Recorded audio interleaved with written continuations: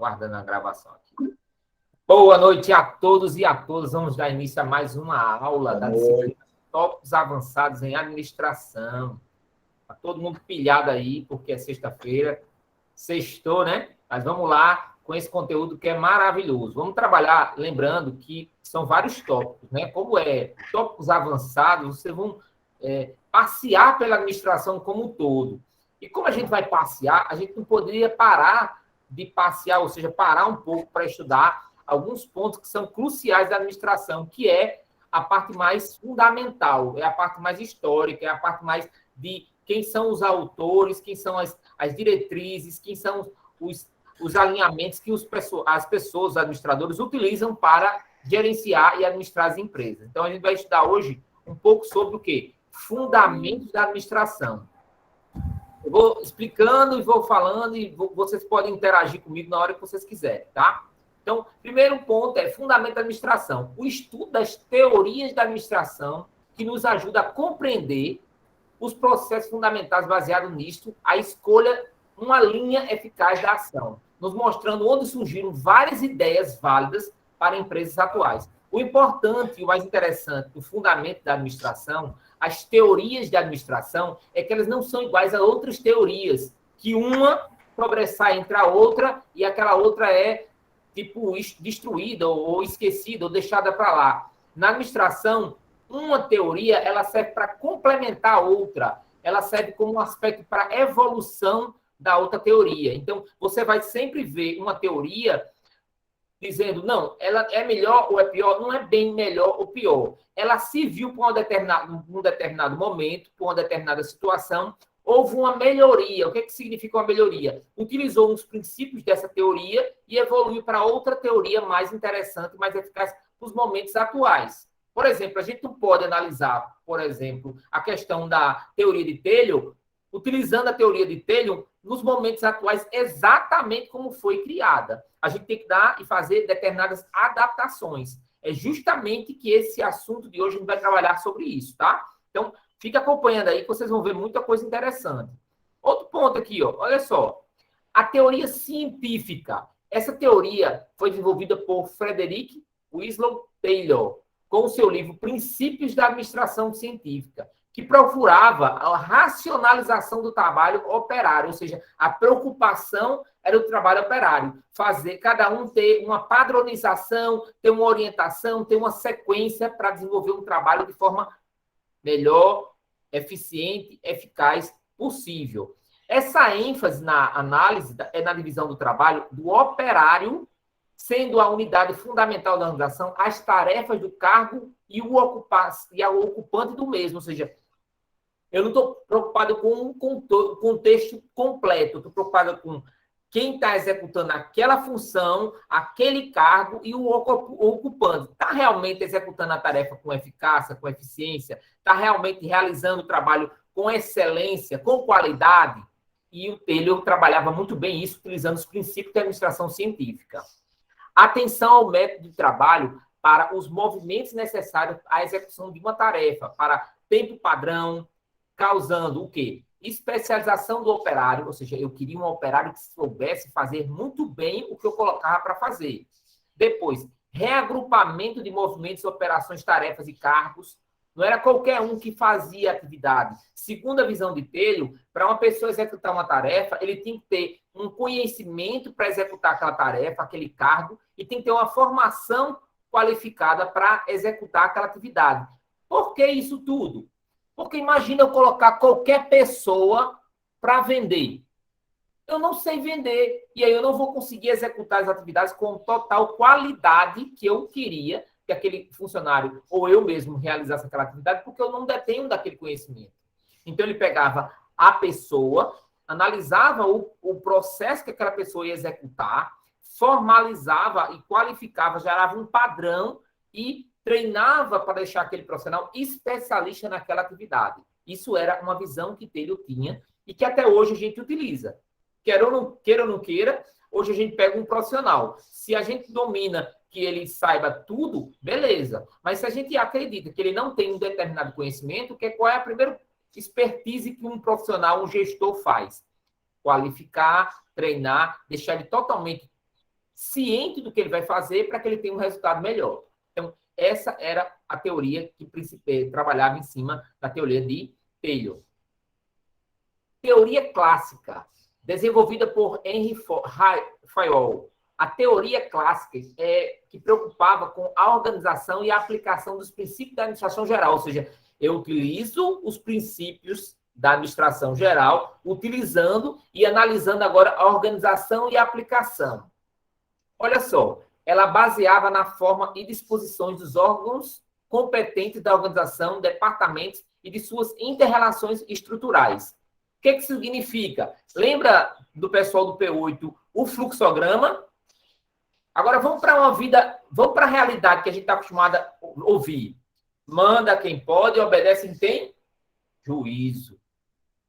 Na visão teórica clássica de Henrique Fayol, ele dizia o seguinte, que existia um órgão componente, uma organização, departamentos, e existem as inter-relações entre eles. As funções técnicas, as funções comerciais, as funções financeiras, as funções de segurança, as funções contábeis e as funções administrativas que previam que o profissional tem que prever, organizar, comandar, coordenar e controlar. Observe que tudo isso segue um padrão. Paulo, mas é diferente da primeira teoria? Não, foi um melhoramento das teorias. ênfase na analogia estrutura e a fisiologia funcionamento. Não é só ter uma estrutura, é funcionar a estrutura. Da organização, a abordagem de cima para baixo. Lembra do manda quem pode, obedece quem tem juízo? De cima para baixo. Paulo, atualmente existem mudanças em outras teorias que têm uma visão de baixo para cima, ou seja, a equipe dá um suporte para que a liderança desenvolva um trabalho melhor? Existe. É uma outra teoria. Essa teoria clássica ela analisa o seguinte, que tem que o gestor saber liderar bem, fazer uma previsão bem feita, organizar o processo, comandar o processo, coordenar o processo, controlar, junto com a sua equipe para a coisa sair do papel. A ênfase, eminentemente, a teoria, ela trabalha a administração orientada. Vamos acompanhar isso aqui e vamos seguir em frente. Olha só, conceitos básicos da administração. Teoria das relações humanas. A teoria das relações humanas traz uma verdadeira revolução na administração. Por quê? Agora, a ênfase não é mais na estrutura, na tarefa, é na pessoa. O que é que a gente vê hoje? A gente hoje analisa o quê? A estrutura, a tarefa ou vê as pessoas? O líder que quer realmente fazer com que o processo funcione perfeito, a estrutura funcione perfeito, a atividade funcione perfeita, ele está preocupado agora com as pessoas. Por quê? São as pessoas bem estruturadas, bem direcionadas, que vão fazer com que a coisa saia do papel. A máquina, o método de trabalho e a organização formal dão lugar aos aspectos psicológicos e sociológicos. Já tem uma melhoria. Observe que já vai mudando, já vai tendo uma visão não mais como o ser humano como objeto, mas o ser humano como algo além de uma simples tarefa ou um simples cargo, mas como um ser humano de forma psicológica e sociológica no contexto mais global. Aí vem teoria comportamental. A teoria comportamental ou teoria behaviorista, eu trabalho para ler isso aqui, da administração, veio para dar uma nova direção e um novo enfoque dentro das teorias administrativas. A abordagem da ciência do comportamento, o abandono das posições normativas e prescritivas das teorias anteriores e adotando uma posição mais explicativa e descritiva. Por quê? Se eu estou trabalhando comportamento, se eu estou olhando que... Eu pergunto aqui, pessoal, vocês entenderam até agora? Estão conseguindo entender o que eu estou falando aqui? Se ninguém abrir a boca, eu vou analisar, de acordo com essa situação, alguma coisa explicativa e descritiva para tentar explicar melhor e descrever melhor as teorias para que fique mais claro essa informação. Eu não vou simplesmente passar o conteúdo como uma vassoura passando em um determinado local para limpar, achando que isso aí vai resolver o problema. Vocês estão conseguindo entender até agora, pessoal? Estou vendo o pessoal meio calado aí, mas é porque eu gosto de falar mesmo. Não, eu só estou percebendo que o senhor está na velocidade 2 hoje. Pô, eu vou diminuir um pouquinho a velocidade. Obrigado por pelo Estou empolgado hoje, estou feliz que vocês estão aqui. A ênfase permanece nas pessoas. Então, teoria comportamental. Vamos tentar diminuir a velocidade. Teoria comportamental. A ênfase permanece nas pessoas. Ou seja, o que eu antigamente analisava o processo, antigamente eu olhava o cargo, antigamente eu olhava a atividade, hoje eu analiso as pessoas. Eu tenho um contexto organizacional. O que significa um contexto organizacional? Eu tenho um foco no comportamento do homem e no meio em que ele vive. O meio social ou o meio organizacional. Paulo, eu não estou conseguindo entender isso aí. Vamos tentar explicar com detalhes. Quando eu trabalhava na visão de Taylor, na visão de Fayol, eu estava muito preocupado no processo sair com qualidade. Perfeito. Eu vou deixar de utilizar essas teorias? Não. Não vou deixar de usar essas teorias. Apenas eu vou complementar com a visão mais humana do processo. Aí eu utilizo uma outra abordagem, que é a teoria comportamental, onde além do processo sair de qualidade, além do produto sair de qualidade, eu tenho que ter uma visão diferenciada para o ser humano. O ser humano como algo ou alguém que vai executar aquela atividade, que pode estar um dia bem, pode estar um dia mal. Eu tenho que entender essa situação e me comportar como líder para ver como é que eu posso resolver esse problema e que a tarefa saia da mesma forma como eu esperava ser, ou seja, de qualidade. Vamos seguir em frente aqui. Se eu estiver falando mais rápido, me avisa que eu dou uma brecada. Teoria estruturalista. A partir da década de 1940, as críticas feitas tanto à teoria clássica, pelo seu mecanismo, ou seja, aquela coisa muito mecânica, como a teoria das relações humanas, com o seu romantismo, porque, queira ou não queira, a teoria das relações humanas, você tinha muito aquele romantismo. O ser humano como algo, uma pessoa, um ser humano que precisa, tem algumas dificuldades, sei o quê. Agora, vai para o mercado. Vai para a realidade do mercado. Coloca uma pessoa dentro de uma empresa, o profissional, porque está uma questão pessoal, uma questão familiar, uma questão de saúde, ele deixa de trabalhar um dia, uma semana, um mês, 3 meses. Não, mas é porque o ser humano está num momento ruim. A empresa vai aguentar isso? Não vai. Então, é muito romantismo no processo. Então, a gente tem que organizar isso. E a teoria estruturalista, ela tenta dar aquela equilibrada. Tanto a organização sólidas como abrangentes, ela quer organizar esse processo para o trabalho sair melhor. Então, alguns estudiosos foram buscar nas sombras de um economista e sociólogo já falecido, Max Weber, a inspiração para essa nova teoria da organização. Surgiu assim a teoria da burocracia na administração, conhecida também como teoria estruturalista da administração. Qual o foco? Regras e procedimentos bem definidos. A burocracia nas organizações. Novamente, vamos resgatar o contexto.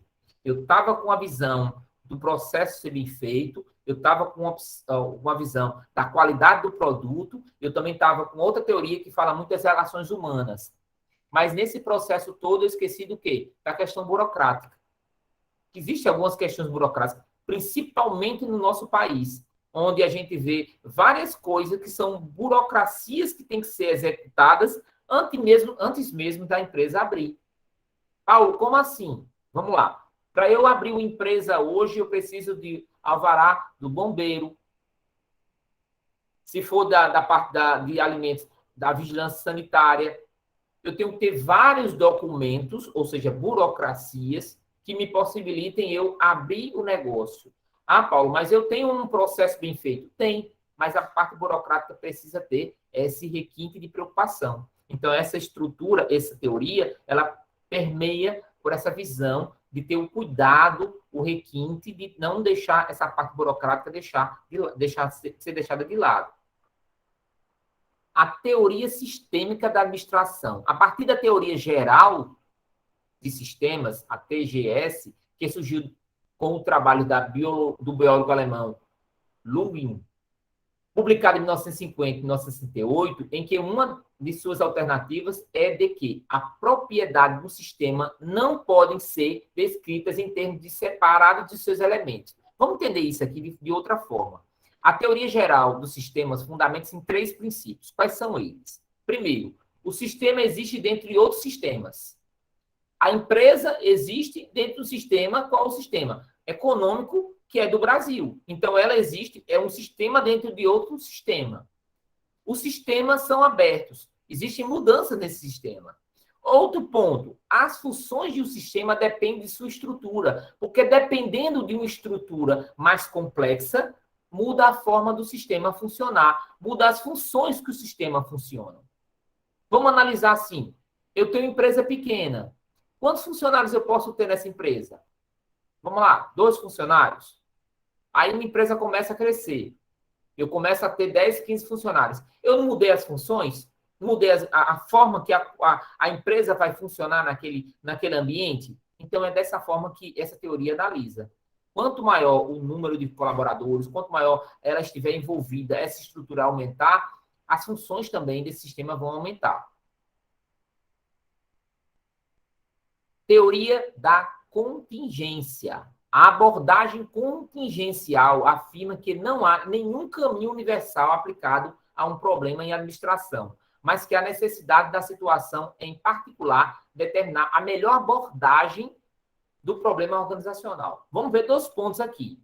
Primeiro, esse método surgiu da observação que a abordagem estudadas anteriormente, a clássica, a comportamental, a estruturalista e a sistêmica, nem sempre levavam a uma solução aceitável. Às vezes, apenas é uma situação desejada, mas não era aceitável. Não gerava o resultado padrão que a empresa queria.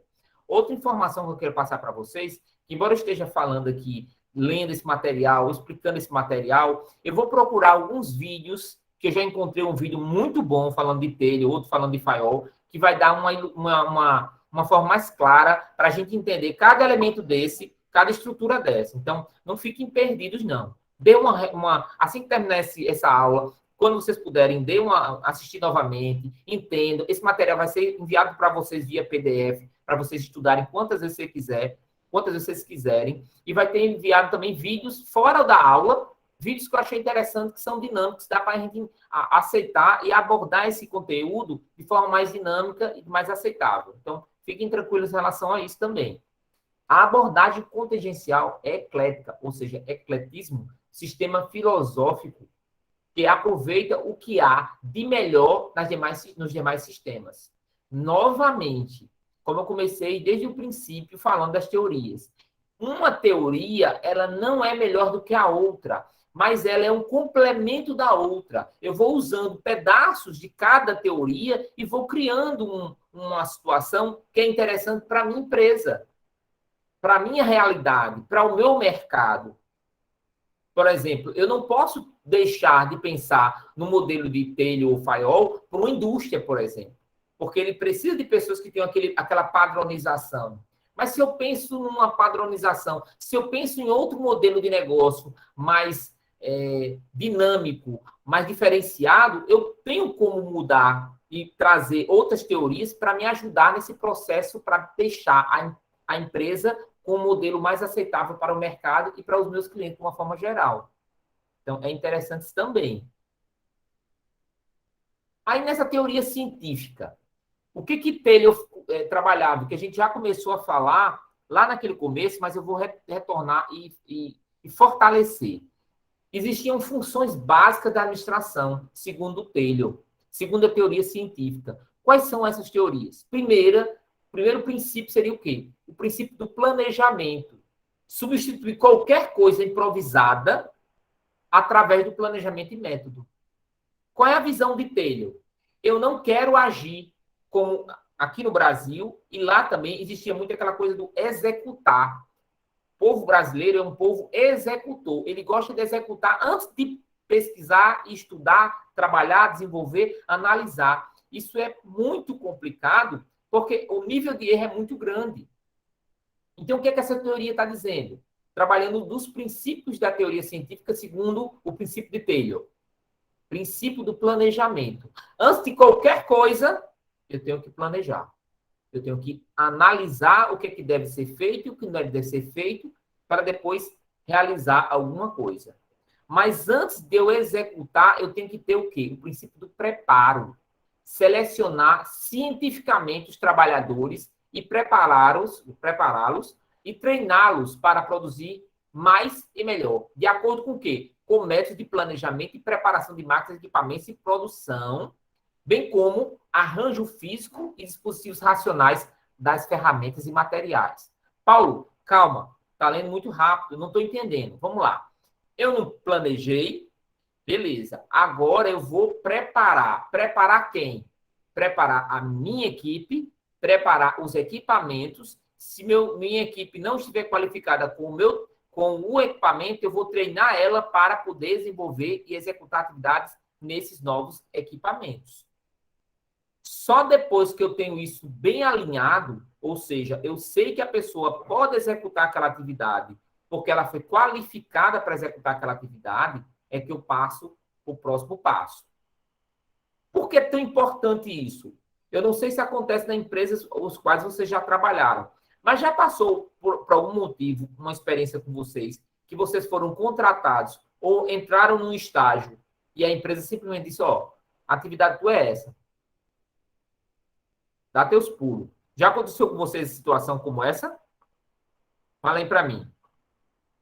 Da empresa simplesmente dizer, vai que é tua. Dá teus pulos aí. O senhor disse sem dar treinamento, é? Sem dar treinamento nenhum. Achar que você já está preparado para a vaga. É, já sim. Já, né? Acho que acontece muito. E olhe que isso é uma teoria antiga, mas que muitas empresas ainda não utilizam. Eu tenho que planejar e depois de planejar eu tenho que preparar a minha equipe. Quantas empresas hoje preparam a sua equipe ou suas equipes para realmente desenvolver aquela atividade? Ou simplesmente elas entregam a atividade e esperam que a pessoa conclua aquela atividade da melhor forma possível? Vou dar um exemplo aqui. Eu acho que eu já fiz esse exemplo aqui, mas eu vou refazer aqui. Vou pegar uma pessoa aqui. Vou pegar aqui Maria, que está muito calada hoje, estou preocupado. Vamos lá. Maria, eu vou viajar, certo? Certo. Estou aqui. Deixa eu pegar aqui. Deixa eu pegar aqui.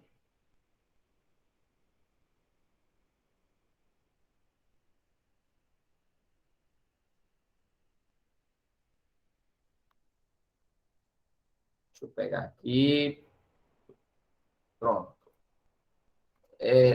Maria, é o seguinte, eu vou viajar para Salvador, certo? E eu preciso de 5 folhas A4, uma passagem para ir de volta e também o hotel. E também quero canetas pretas e canetas azuis, 5 canetas azuis, 5 canetas pretas e 8 canetas vermelhas. E eu quero isso para amanhã, porque eu vou viajar no domingo. Tudo bem?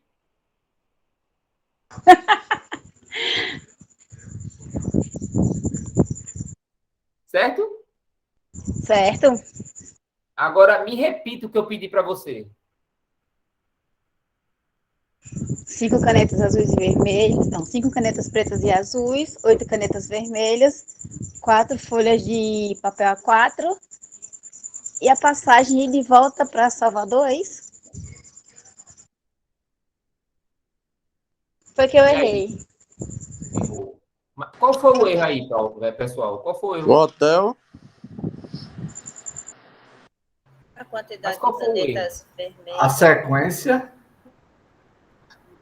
A sequência ou as cores? Ela falou caneta azul e preta. 5 azul, 5 preta, 8 canetas vermelhas, 4 folhas A4 e lembrei da passagem. Esqueci do hotel. Qual foi o erro principal aí, pessoal? O lugar? Gestor. Não. O erro do gestor, a forma de falar. Oi? O erro do gestor, da forma de falar. Exatamente. como eu fiz, eu acreditei que a pessoa estava totalmente preparada ou tivesse com algum gravador perto dela para acompanhar todas as informações e eu saí. O que acontece numa situação como essa? O nível de erro é muito grande, porque eu até sei o que eu quero, mas o meu colaborador que eu vou pedir determinada demanda de atividades ou tarefas, ele não conseguiu acompanhar o processo. E o que acontece? Ele não vai entregar o resultado final que eu quero. Então, essa teoria ele vai dizer o seguinte, o oposto do que eu fiz. Aí agora eu vou pegar novamente Maria. Maria, você tem condições de pegar um papel mais próximo de você? Pega aí um papel. Vamos pegar minha Já vida, estou com ele tá? na mão. Tá com ele na mão? Eu vou precisar de 5 folhas de A4, uma passagem de ida e volta para Salvador. Conseguiu acompanhar e escrever? Sim, Hotel para 5 dias, ou seja, reservar um hotel para 5 dias, 5 canetas azuis, 5 canetas pretas e 8 canetas vermelhas. Conseguiu acompanhar? sim. Repita para mim, por favor. 5 folhas A4, uma passagem de ida e volta para Salvador, o hotel com Perfeito. estadia para 5 dias, 5 canetas azuis, 5 canetas vermelhas, perdão, preta e 8 azuis. Perfeito. Vermelha, meu filho, esqueci, troquei. Rapaz, tu errando, Mas Maria, tá. escrevendo e errando. Fica na tua, É salgadinho. idade, professor. Pessoal, mas o que houve agora? Qual foi a diferença da primeira vez que eu abordei Maria e a segunda vez que eu abordei Maria? O que vocês acham? Teve primeiro preparo para ela poder se organizar e anotar para poder não esquecer das coisas. A briga do cachorro aí tá grande. É as cachorras brincando aqui. Aí tá certo. Então, observe que não adianta só eu planejar. Eu sei o que eu quero. Eu, como gestor, eu sei o que eu quero. Agora vamos fazer o telefone sem fio, né? Para ver o resultado final. Eu sei o que eu quero. Eu, como gestor, eu sei o que eu quero.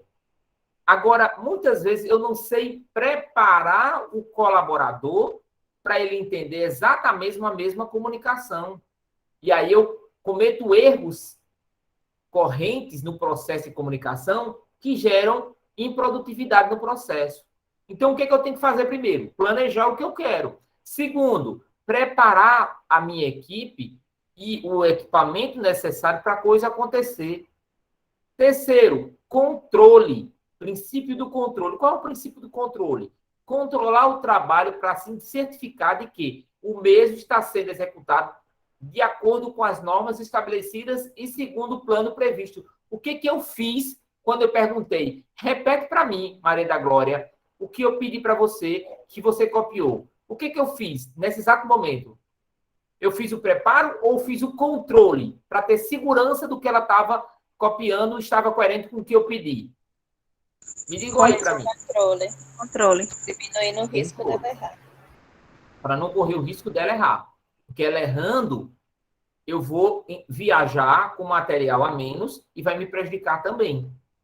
Então, eu tenho que ter o planejamento, isso é básico, de todo administrador tem que planejar bem. Depois, eu tenho que ter o preparo, ou seja, preparar a minha equipe para fazer a coisa funcionar corretamente. Depois, eu tenho que controlar, ou seja, saber se tudo que eu pedi está de acordo com o que é necessário para eu poder executar um bom trabalho, ou a minha equipe executar um bom trabalho, e aí sim eu vou para a execução, distribuir e destinar todas as atividades para os responsáveis executarem as suas atividades. Aí só agora eu posso dizer, pronto, Maria, agora eu tenho certeza, pode mandar providenciar esse material que amanhã eu estou viajando. E aí eu vou tranquilo viajar.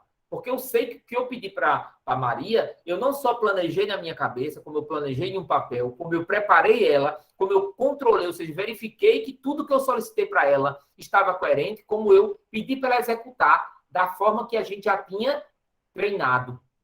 Concorda que dessa forma é muito melhor, o processo flui muito melhor do que qualquer outro modelo de negócio desenvolvido por qualquer outra empresa?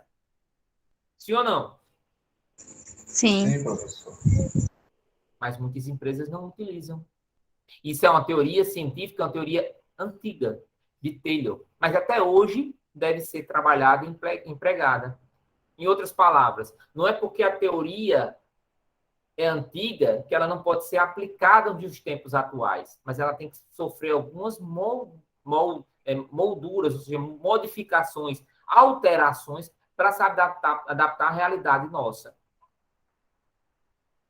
Então, teoria clássica. Henrique Fayol salientava que toda empresa apresenta 6 funções básicas. Funções técnicas.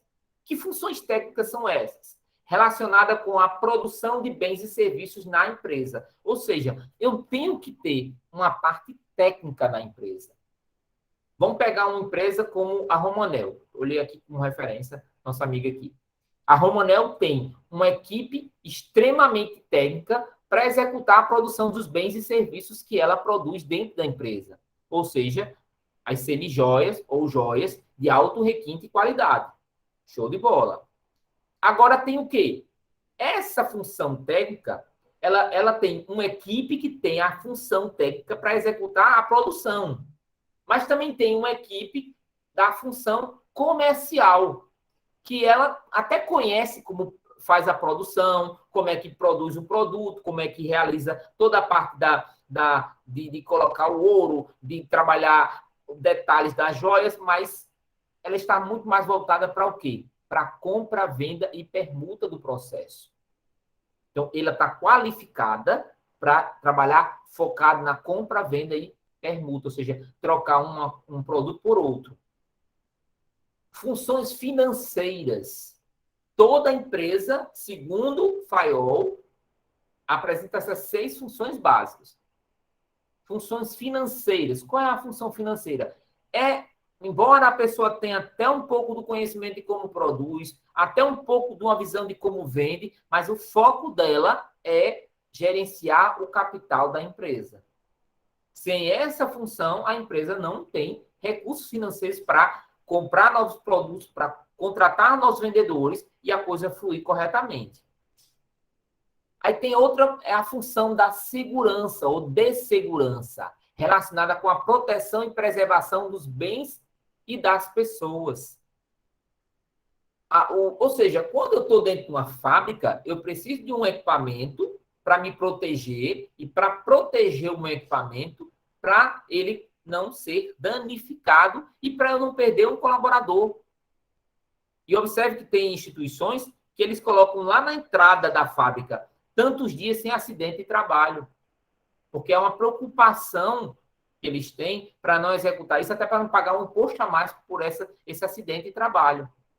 Então, há uma função de segurança. Quais são os mecanismos que eu tenho que trabalhar para que eu não venha a prejudicar a minha gestão, nem a empresa como um todo? Por exemplo, empresa que trabalha com joia, ela tem que ter toda uma estrutura, mas ela tem que, em algum momento, fazer o seguro daqueles produtos. Porque imagina chegar um ladrão roubar tudo. Recentemente, eu estava vendo aqui um shopping de Campina Grande, o cara entrou no shopping, levou todo o material de celular daquele shopping e saiu. E o cara ficou no prejuízo de anos construídos para a empresa ficar ali funcionando. Se ele tiver um seguro, até mesmo as câmeras vão mostrar que houve o assalto e que houve o roubo e que ele vai ser ressarcido no valor aproximado dos produtos para o prejuízo não sair tão grande para ele. Então, tem que ter essa função de segurança. A outra segurança, funções contábeis, relacionadas a inventário, registros, balanços, custos e estatísticas. Não é só a parte financeira, é contábil, está muito mais voltada à contabilidade da empresa. Há coisas que não é só o receber, mas é o que já tem, por exemplo. Eu tenho uma cadeira, eu tenho um equipamento que está guardado, eu tenho que colocar isso no inventário, eu tenho que ver se ele ainda pode ser utilizado, se eu posso vender, o que eu posso fazer com ele. Isso tudo a contabilidade vai dar um suporte para você. E, finalizando as 6 funções, tem as funções administrativas, que é justamente relacionada à integração das 5 anteriores, coordenam e sincronizam as demais funções da empresa. Eu vou gerenciar todas essas funções. Eu sou o gestor que eu analiso a equipe técnica, eu analiso a equipe comercial, eu analiso a equipe financeira, eu verifico todas as funções relacionadas à parte de segurança, eu verifico toda a parte contábil e eu gerencio tudo para tudo fluir e funcionar perfeitamente, sem nenhum gargalo, sem alguma coisa que venha prejudicar o ciclo evolutivo de crescimento da empresa.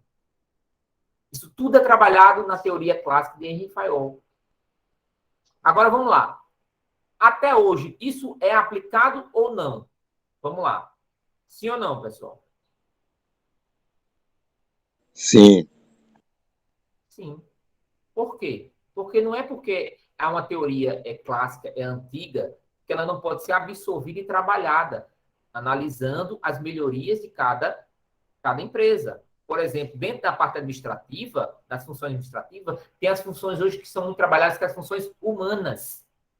Além de eu me preocupar com a parte técnica, com a parte comercial, com a parte financeira, com a parte de segurança, com a parte contábil, com a parte administrativa, eu estou preocupado com a questão humana das pessoas. Então, eu já dei uma melhoria na teoria clássica de Henry Fayol, focando o quê? Na questão humana das pessoas. Não é só a parte que está na empresa, mas quem está executando as atividades também tem que ter uma visão diferenciada, uma função diferenciada para tudo isso. Então, tudo isso a gente observa que essas mudanças, essas melhorias são importantes para o processo, contudo, funcionar. A teoria das relações humanas. A gente falou de relações humanas, agora vem a teoria das relações humanas. Propõe uma nova concepção das relações humanas no trabalho. Quais seriam essas? Primeiro, o trabalho é uma atividade grupal. Paulo, mas meu trabalho é aqui sozinho. Eu fico sozinho no meu computador fazendo atividade. Alguém vai receber esse material que você fez? Se seu chefe for apenas seu chefe que for receber, a atividade não é só sua. A atividade é sua junto com o seu chefe. Então, ela é um grupo. E boa parte dos processos, das atividades, elas têm uma integração entre várias outras atividades. O vendedor, para ele vender, ele tem que ter produto. O produto para vender, junto com a pessoa que vai vender o produto, tem que ter o marketing voltado para funcionar. Tem que ter o setor de recurso humano contratando pessoas e treinando pessoas, ou seja, tem que ter um fluxo de pessoas executando aquela atividade. Aí vem o operário não reage isoladamente, ele reage em grupo. Então tem que analisar isso. E a relação que ele faz isso em grupo tem que ser analisada como um foco que ele tem que ser trabalhado. A administração tem uma tarefa básica, que é administrar uma conjuntura maior da empresa. Há uma necessidade de estar junto e de ser reconhecido. Vamos analisar aqui. Eu faço uma atividade. Se eu faço uma atividade sozinho, é uma coisa. Se eu faço atividade com um grupo, e o grupo me ajuda, aquela atividade ser uma atividade saudável para mim e para a empresa, eu me sinto bem. Então, eu gosto de estar junto com outras pessoas. E também quando o meu chefe, meu gestor, meu líder, o dono da empresa, entra em contato comigo e diz, parabéns, você fez um excelente trabalho hoje. Muitas vezes esse retorno, esse reconhecimento é muito melhor do que apenas o salário que você vai receber. Isso vai dar um gás para você executar um bom trabalho. Então, as relações humanas têm muito a ver com estar junto e ser reconhecido pelo que você está executando. É tanto que tem gente que trabalha ganhando um valor muito alto e, de repente, deixa tudo para ir para um trabalho melhor. Ou um trabalho que renda um pouco menos, gere um pouco menos valor, ou seja, tem um salário menor, mas que tem uma qualidade de vida melhor, porque ali ele vai ser reconhecido. E a fábrica, como uma nova unidade social, será o futuro.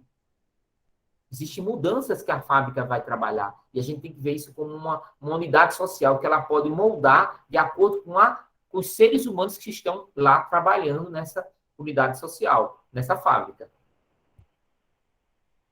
Teoria comportamental.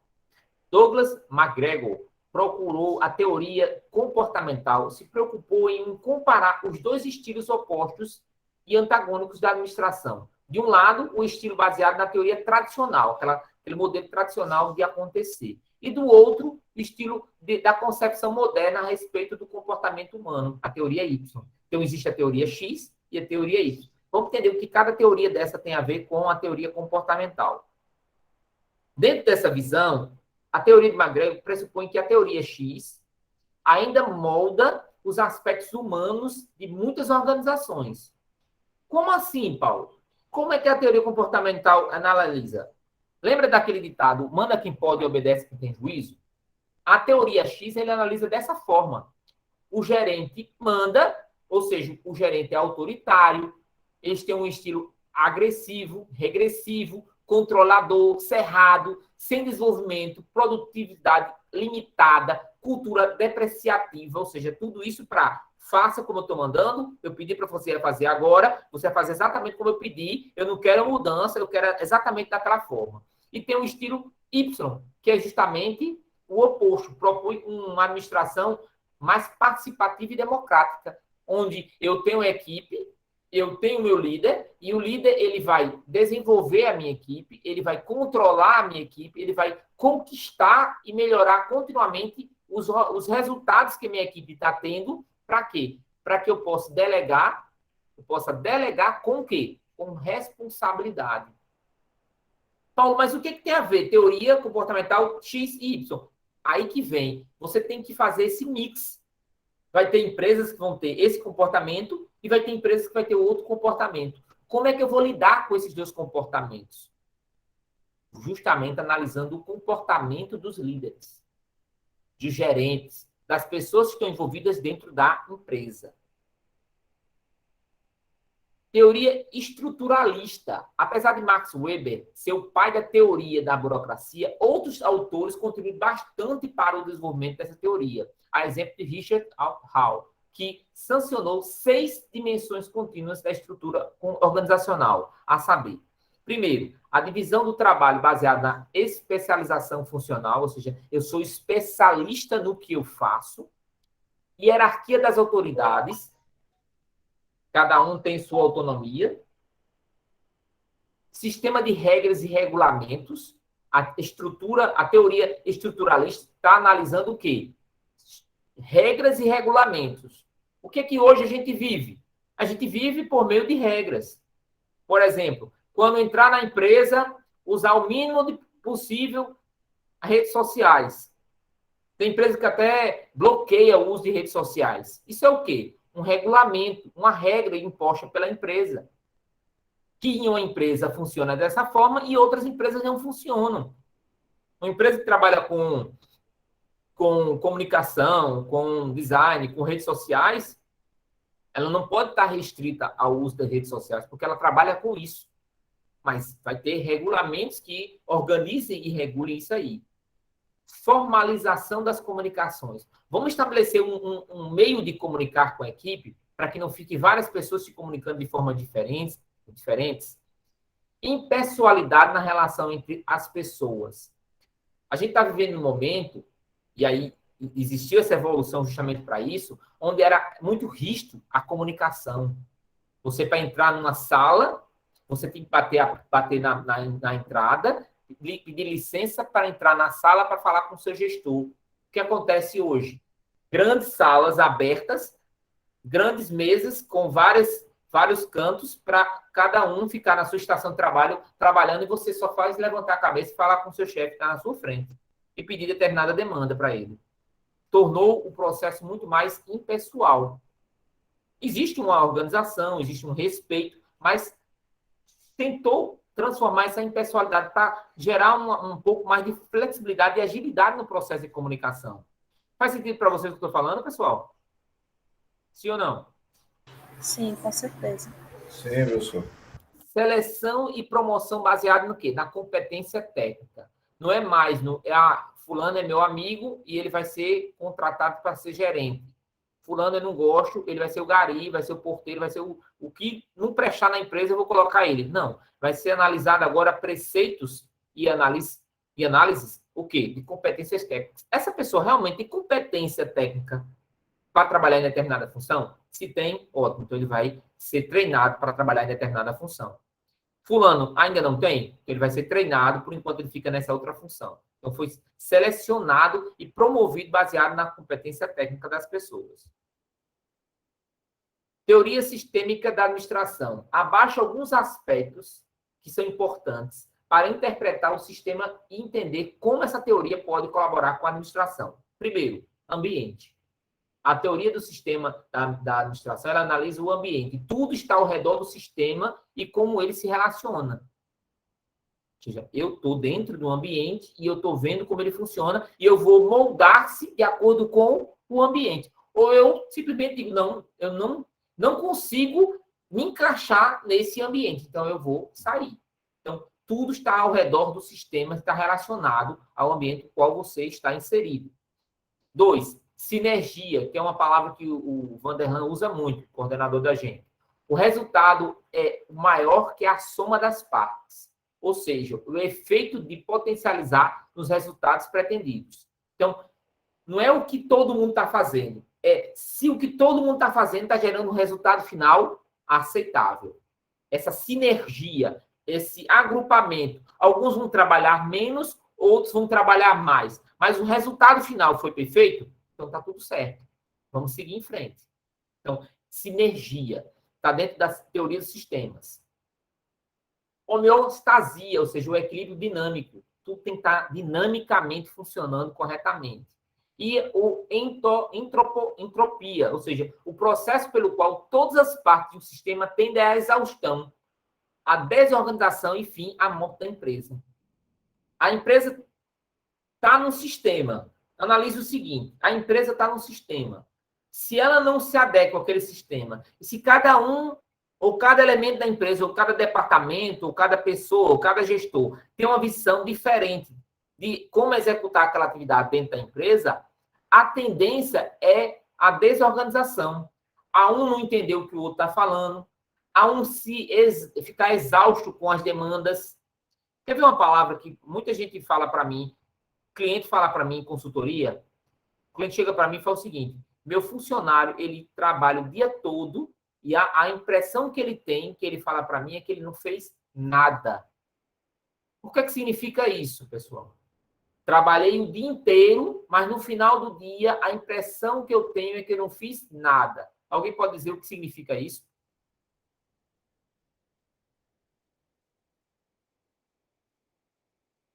Um acúmulo de serviço. Acúmulo de serviço. Tentar fazer tudo de uma vez, acaba não entregando nada. Trabalho sem qualidade. Trabalho sem qualidade. Também. O que mais? Falta de planejamento. Falta de planejamento. Perfeito. Mas a falta de planejamento, vamos lá. Vamos pegar a falta de planejamento de Cris, vamos pegar a Gabriela e vamos pegar Severino como referência aqui que falaram. Eu estou com uma equipe que está fazendo e no final do dia está sentindo que não fez nada. Qual o primeiro processo? O primeiro é planejamento. Eu tenho que planejar o que eu vou fazer durante a semana. Porque se eu não planejo o que eu vou fazer por dia ou por semana, outras pessoas vão atribuir outras atividades que não estavam dentro da minha linha de planejamento e eu vou ser obrigado a fazer e ser desorganizado ou desestruturado nas demais atividades. No final do dia, eu não fiz o que eu deveria fazer porque eu estava fazendo outras atividades que outras pessoas me pediram. Eu tenho que planejar. Como é que pode ser feito isso de forma simples, professor? Usar um Scrum, um Kanban dentro da empresa para ver o que eu vou fazer, estou fazendo e o que foi feito. Ou outra teoria que possa orientar e planejar melhor todo esse plano de planejamento. Se eu tenho esse planejamento bem feito, se eu fui orientado da forma correta, se eu fui controlado para saber se o que eu estou pensando, o que eu planejei está sendo bem trabalhado, a tendência é eu não entrar em entropia, ou seja, uma desorganização do processo, do sistema. O sistema está funcionando, todo mundo está funcionando de uma forma diferenciada. E não é isso que a gente quer. A gente está pertinho de terminar aqui, tá, pessoal? Teoria da contingência. O método contingencial é um método que para determinar a melhor solução possível para o quê? Para um problema organizacional. E consiste no seguinte esquema. Primeiro, realizar uma análise situacional, que consiste em, com base na análise situacional, identificar o problema. Então, eu vou analisar o problema. análise, a teoria contingencial, eu vou analisar primeiro a situação, analisando a situação, vou analisar o problema, eu vou estabelecer um padrão de desempenho para satisfazer os seguintes critérios, para identificar qual é o problema e como eu vou poder resolver esse problema, vou gerar soluções para alternativas desse problema e avaliar possíveis soluções em termos de competências para a organização. Vamos resumir isso aqui numa ferramenta que vocês aprenderam no semestre passado. PDCA. O que o PDCA vai fazer? Para resumir essa teoria, eu vou pegar, analisar a situação, eu vou analisar o problema, eu vou verificar as formas de resolver o problema, eu vou solucionar as alternativas de acordo com a solução dos problemas que eu encontrei para aquela solução mais interessante, e depois eu vou padronizar e avaliar soluções em termos de consequências e organizacionais mais interessantes para a minha empresa. Ou seja, dá para fazer isso tudinho com uma ferramenta só. Não precisa nem correr muito para procurar outras ferramentas. Uma ferramenta só já resolveria essa questão da teoria contingencial. Mas tem outros pontos. Escolher a solução alternativa melhor, implementar o teste piloto. Eu não vou pegar. Quando é uma empresa ou um problema pequeno, dá para fazer tudo numa vez só. Mas quando é um problema, quando envolve vários setores, eu posso fazer isso em um setor, em um departamento. Vou dar um exemplo de empresa, que eu peguei uma empresa para fazer a consultoria. Ela tem um problema na parte de vendas e na parte de marketing. Mas se analisasse a empresa como um todo, todos os departamentos estavam viciados na falta de organização das tarefas. Aí eu peguei o Kanban, depois eu evoluí para o Scrum, para que todo mundo pudesse executar aquelas atividades lá na empresa. Mas eu fiz isso com qual? Eu fiz um projeto piloto para trabalhar apenas para o setor de marketing, setor de vendas. Porque eu, com o setor de marketing e venda, funcionando essa versão piloto e gerando resultado, eu consegui implantar na empresa como um todo. Depois implementa a solução para todos os departamentos, ou toda a empresa, ou todo o problema, avaliando a solução e revisa o processo, ou seja, padroniza o processo. Novamente, eu entrei num ciclo PDCA. Então, dá para trabalhar isso? Sim. A contribuição dessas teorias, dá para trabalhar com algumas ferramentas básicas. Agora, para a gente finalizar com chave de ouro, eu vou deixar esse material para vocês via PDF no grupo e também no ambiente. Eu já estou com acesso ao ambiente, tá? Então, eu vou mandar para o ambiente e vou mandar para o grupo, porque ainda tem gente que não está conseguindo acessar o ambiente por algum motivo. Então, essa semana, primeira, segunda e terceira semana, eu vou liberar tanto no grupo como também no ambiente. E aí, a atividade para a gente fazer é justamente o seguinte: diante de tantos conceitos e contribuições de cada teoria administrativa escolhida aqui, que eu coloquei para vocês, explicando de forma bem mais rápida, bem pontual cada teoria dessa, disserte sobre pontos positivos e negativos segundo a análise sua de cada teoria que você achou interessante. Ah, a teoria essa, eu gostei desse ponto e não gostei tanto desse ponto. Teoria tal, eu gostei desse ponto e não gostei desse ponto. Você faz um pequeno resumo dessas teorias. Detalhe, não se preocupe, eu vou criar um ambiente para vocês realizarem a resposta desse texto. Então, inicialmente, hoje, vocês só dão uma olhada aí, a atividade é essa, vocês vão dar uma pincelada de todas as teorias e vai botar os pontos positivos e negativos. Nina Elane já foi rápida, já estou presente aí. Puxa rápida da gota. Está mais rápido do que eu falando hoje aqui. Então, em outras palavras, teoria. Vocês vão pegar a teoria, pontos positivos e pontos negativos e vai colocar tudo lá. Ponto.